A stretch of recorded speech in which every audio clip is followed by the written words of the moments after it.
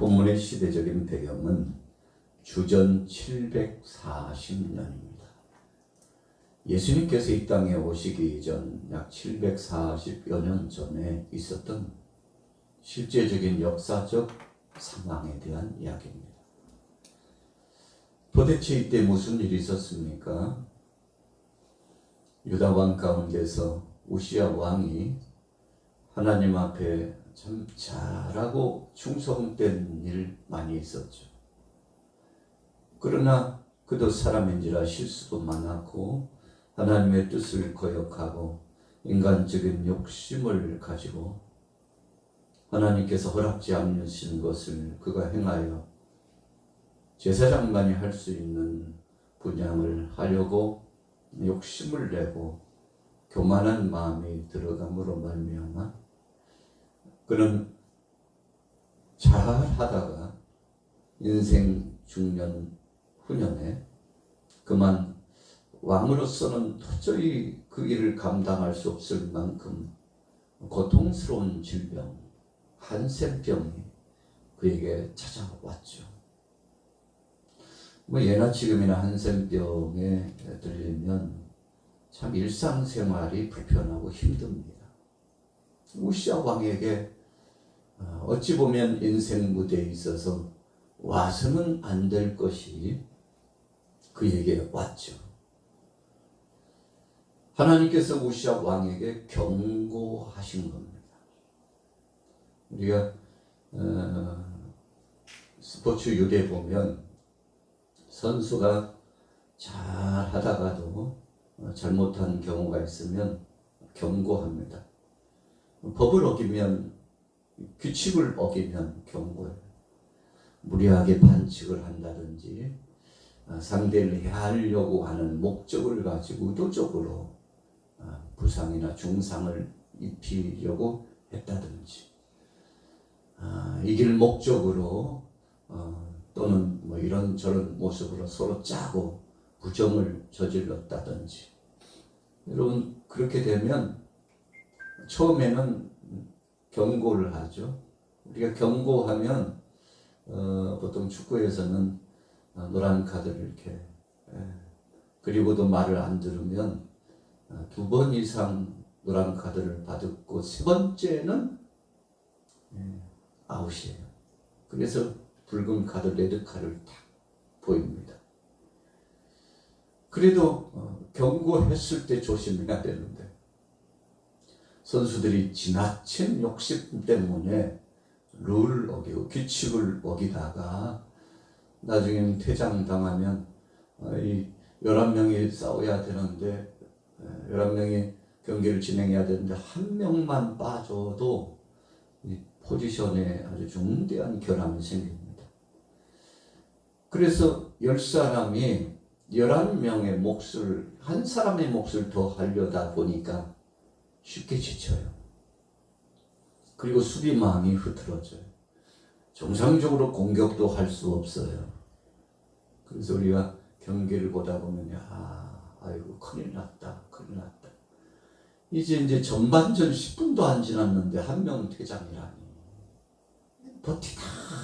버티다 선수들이 나중에 후반전 들어가서 중간쯤 되면 다 지쳐가지고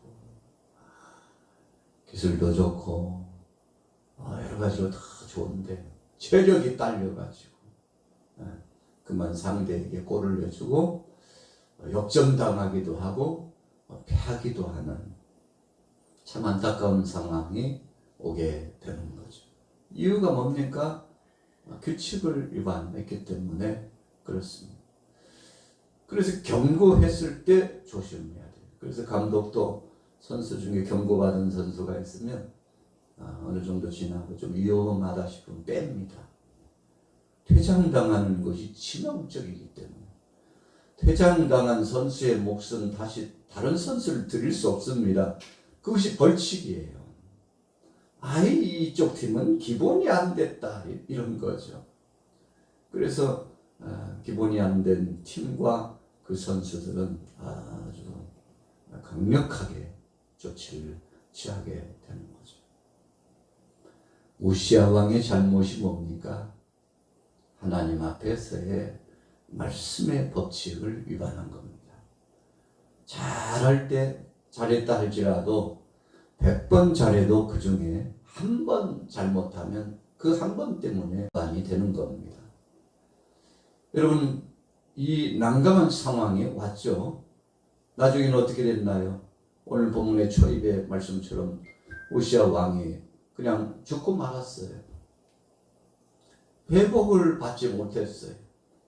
그가 한센병으로 참 그 고통당하면서 있을 때 별실에 갔다가 그래도 왕이니까 예우를 하고 거기서 기거할 수 있도록 했잖아요. 살아도 사는 게 아니에요. 이 사람들은 생각했을 거예요. 아, 그래도 우시야 왕인데 회복되지 않을까? 우시야 왕도 그렇게 생각했을지 모릅니다. 아, 그래도 하나님이 회복해 주시지 않을까? 그런데 끝내 회복되지 못하고 죽게 되었죠.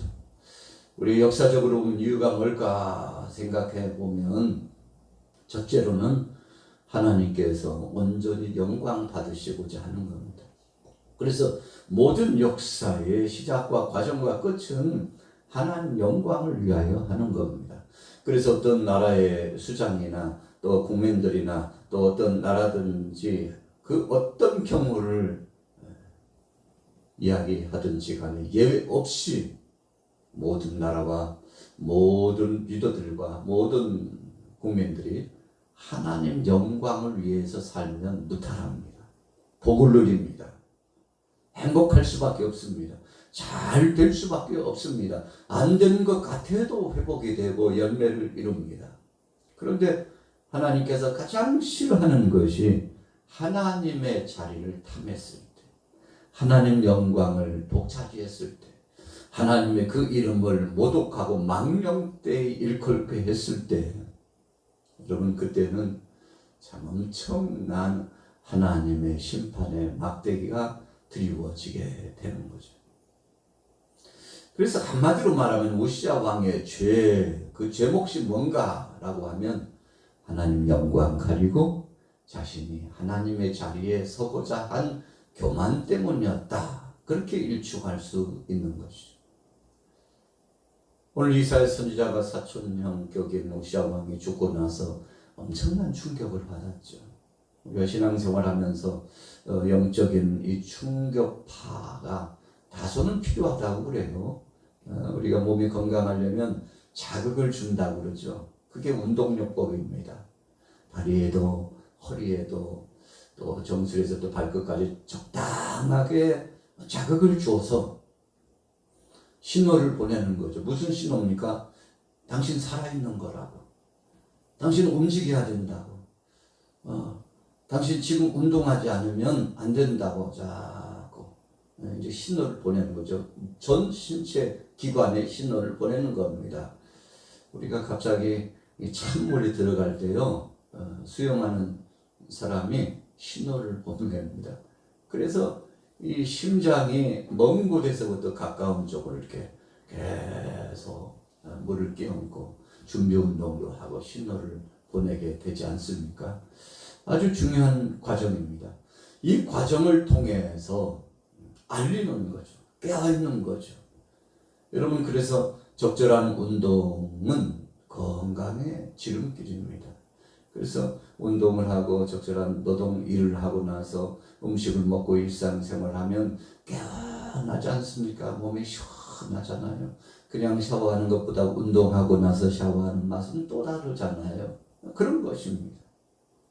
오늘 이사야 선지자가 엄청난 자극을 받았어요. 충격을 받았어요. 이사야뿐만 아니라 이 유다 백성 모두가 하나님 앞에서 다시 한번 자기 자신을 돌아보게 되었습니다. 그래서 오늘 이렇게 수요일 아침에 모이신 저와 여러분들은 적당하게 우리 삶의 무대에 자극이 이렇게 주어지는 것이 굉장히 유익입니다. 그것을 우리가 영적으로 보면 혼란이라고 하고 또 때로는 핍박이라고 하고 또 다른 의미에서 보면 우리 자신을 채찍질하고 다시 한번 하나님 앞에서 돌이켜보는 자기 정체성을 확인하는 시간이라고 할 수 있는데 참 복된 것이죠. 그렇게 함으로써 영육 간에 강건하게 되는 것입니다. 목양을 진행하는 이 목동이요, 양떼들을 건강하게 하는 방법으로 염소를 씁니다. 그냥 양떼들끼만 몰려 있으면요, 병들고 약해지고 나약해 빠져가지고 정상적으로 건강하게 성장하기가 쉽지 않대. 그래서 염소떼를 중간중간 한 마리씩 넣어놓으면은, 이 염소라는 얼마나 짓궂은데요. 막 옆에 있는 양을 들이받고 양 괴롭히고, 여러분 그렇게 함으로써 긴장을 하고 자극이 돼가지고 다시 한번 자기 자신을 돌아보고 단정히 하고 늘 긴장해서 경계심을 늦추지 않고 그렇다고 하는 것이죠. 여러분 그래서 적당하게 이 염소의 역할이 필요한 겁니다. 우리 영적으로 볼 때는 염소는 문제죠. 문제예요. 염소는 어떻게 보면 불협화음이에요. 또 염소는 우리 자신을 참 힘들고 못 살게 굴어요. 그런데 때로는 그런 것들이 필요할 때가 있다는 거죠.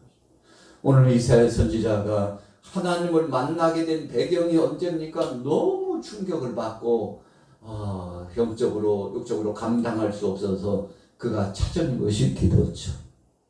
성전에 나가서 하나님 앞에 간절히 기도했어요.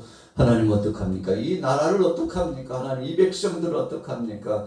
하나님 저는 어떡합니까? 하고 자기 자신을 하나님 앞에 내놓고 간절히 부르짖어 기도했는데 그때 절망감 속에 참 감당할 수 없다고 생각하는 그때요 이사야 선지자가 하나님의 영광을 보았어요.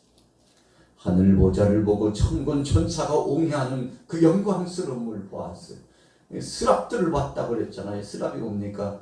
하나님의 부리시는 천사들. 스랍을 봤어요.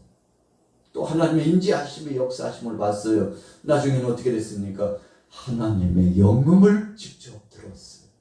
여러분 이런 것들이 우연히 주어진 것이 아니에요. 참 감당할 수 없는 시련과 미혹과 환난과 풍파가 계속돼서 뒤숭숭하고 어수선하고 힘든데 이거 이러다가 한 달 버티겠나 1년 버티겠나 하고 어려움이 봉착했는데 그 과정 가운데 긴장하고 깨어서 막 더 부르짖어 기도하니까 하나님께서 강력한 능력으로 역사하셨죠. 여러분 예수님께서 십자가상에 못 박혀 죽으신 이후에 제자들 뭐 했나요? 얼마나 두려운지요. 잡히면 이제 다 죽을 것만 같은 이 위협함과 절망감이 몰려오니까 다 도망갔어요. 흩어졌어요. 제 갈 길로 갔어요.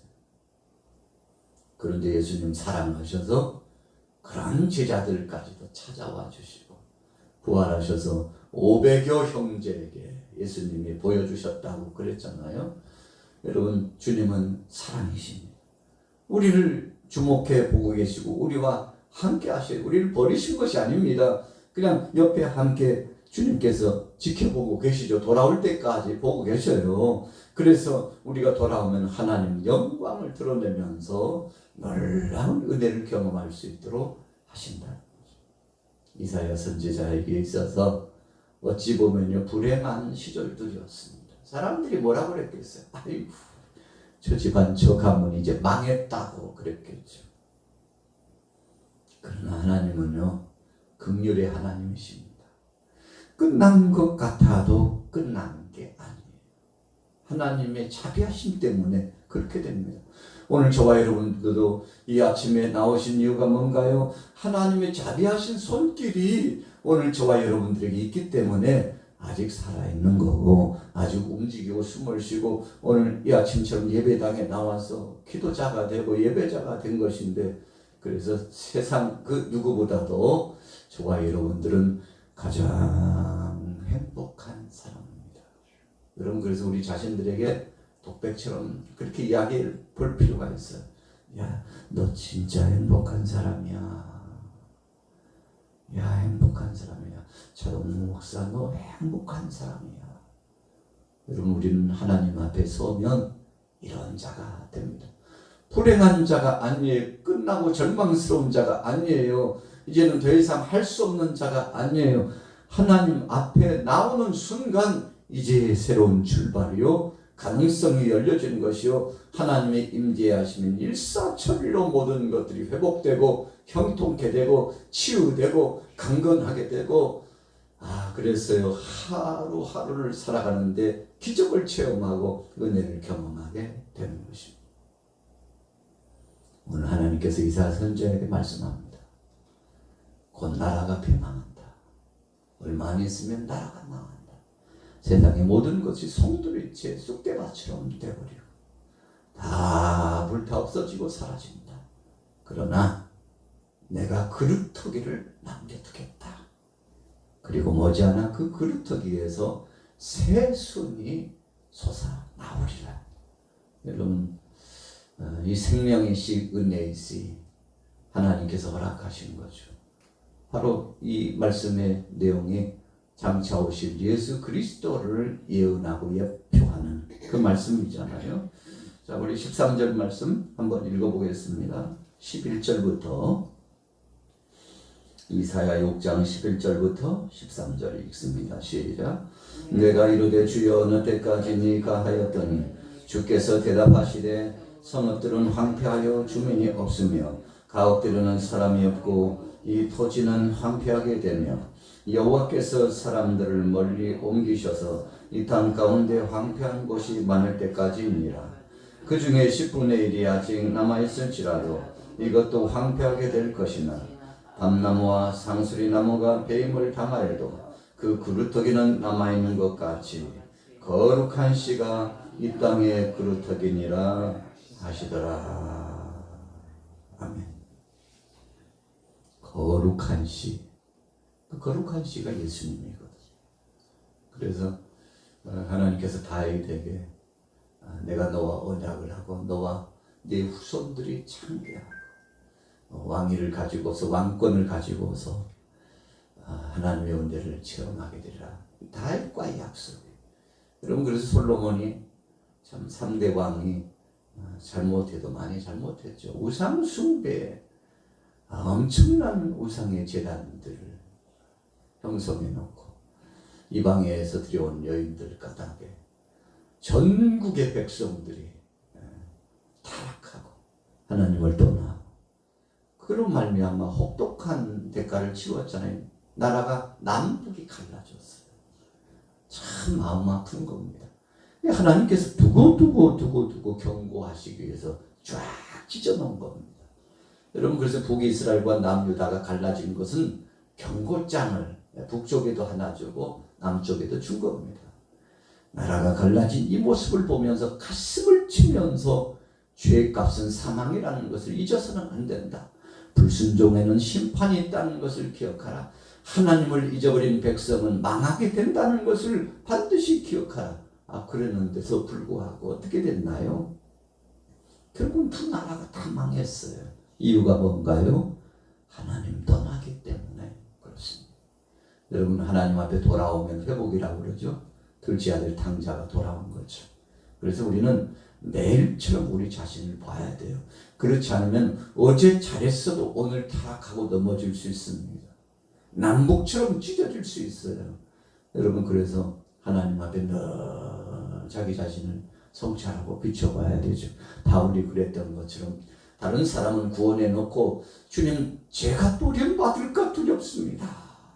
평생 그걸 안고 하나님 앞에 몸이 좀 회복되기 위해서 기도했더니 주님께서 야, 기도 그만해. 네 은혜가 네게 족하도다. 네가 그 가시가 있어야 너 기도한다. 가시가 있어야 하나님의 은혜로 이 사역을 하고 있다는 것을 알지. 그 가시 빼줘봐. 네가 얼마나 방자하고 교만하게. 그러시면서 예수님께서 기도 그만해. 그냥 아멘하고 받아들여. 그 가시를 받아들이라고.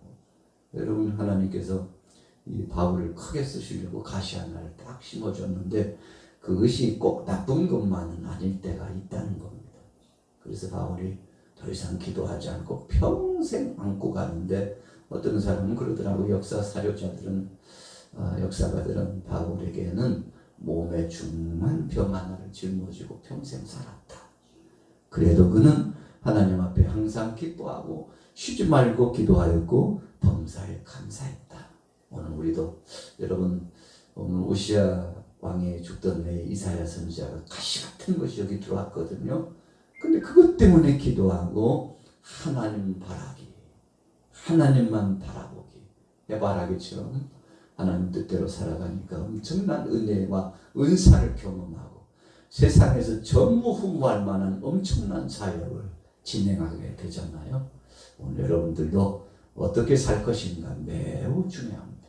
주님 뜻 가운데서 믿음으로 살으셔서 승리하시기를 예수님의 이름으로 축원합니다.